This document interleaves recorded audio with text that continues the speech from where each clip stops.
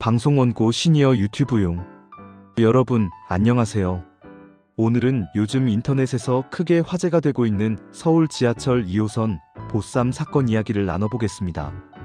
며칠 전 지하철 2호선 안에서 한 여성이 좌석에 앉아 보쌈과 국, 김치까지 꺼내놓고 식사를 하는 장면이 찍힌 사진이 사회관계망 서비스, 즉 SNS를 통해 빠르게 퍼져나가며 논란이 일었습니다.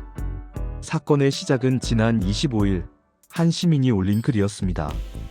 이 시민은 지하철 2호선에서 식사하는 사람을 봤다. 보쌈에 국물, 김치까지 다 꺼내놓고 먹고 있었다며 불쾌감을 드러냈습니다. 글과 함께 올라온 사진에는 실제로 한 여성이 무릎 위에 도시락 용기를 올려두고 젓가락으로 음식을 먹고 있는 모습이 담겨 있었습니다. 발밑에는 음식 조각이 흘러있기도 했습니다. 이 사진이 퍼지자 온라인에서는 순식간에 수많은 댓글이 달렸습니다. 누리꾼들의 반응. 대부분의 반응은 비판적이었습니다. 공중도덕을 모르는 행동이다. 지하철처럼 밀폐된 공간에서 냄새나는 음식을 먹는 건 명백한 민폐다. 이런 경우에는 역무원에게 신고해야 한다. 이처럼 지하철 내에서 냄새가 강한 음식을 먹는 행위가 다른 사람들에게 불쾌감을 준다는 의견이 줄을 이뤘습니다. 하지만 일부는 조금 다른 시각을 보이기도 했습니다. 일부 문화권에서는 대중교통이나 가게 안에서도 식사를 하는 경우가 있다. 한국에서도 그래도 된다고 생각하는 사람들이 있다. 너무 심하다 싶으면 조용히 이야기해주면 대부분은 죄송하다며 멈추곤 한다. 즉, 상황을 무조건 비난하기보다는 개인의 문화 차이와 배경을 이해해야 한다는 목소리도 일부 있었습니다. 법적으로는 문제가 없을까? 그렇다면 지하철에서 이렇게 음식을 먹는 것이 법적으로 금지된 행위일까요?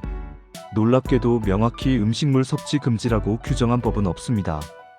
다만 서울교통공사의 역액운송약관 제34조 제1항 제5호에는 이런 조항이 있습니다.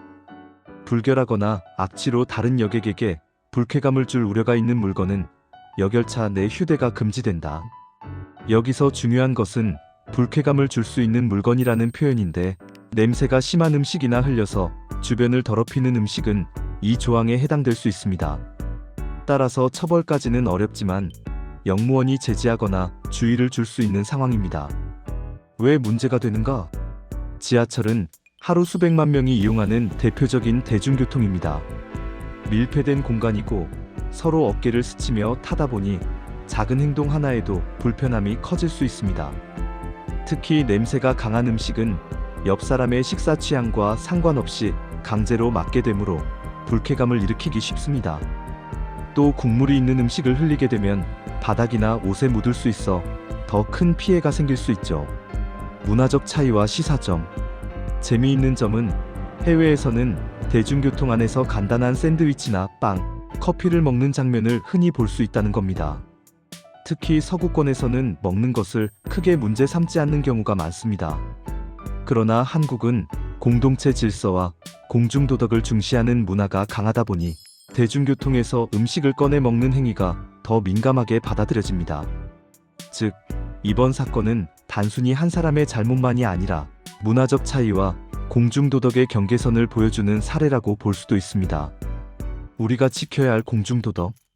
이번 사건을 계기로 다시 한번 생각해 볼 점은, 대중교통은 나 혼자만의 공간이 아니라 모두가 함께 쓰는 공공의 공간이라는 점. 따라서 다른 사람에게 불쾌감을 줄 수 있는 행동은 자제하는 것이 바람직하다는 점입니다.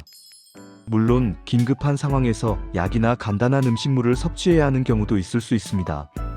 그러나 냄새가 강하거나 국물이 있는 음식은 피하는 것이 기본적인 예의일 것입니다. 마무리.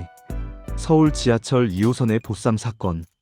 법적으로 명확히 금지된 행위는 아니지만 많은 시민들이 불쾌감을 느꼈고 사회적 논란으로 이어졌습니다.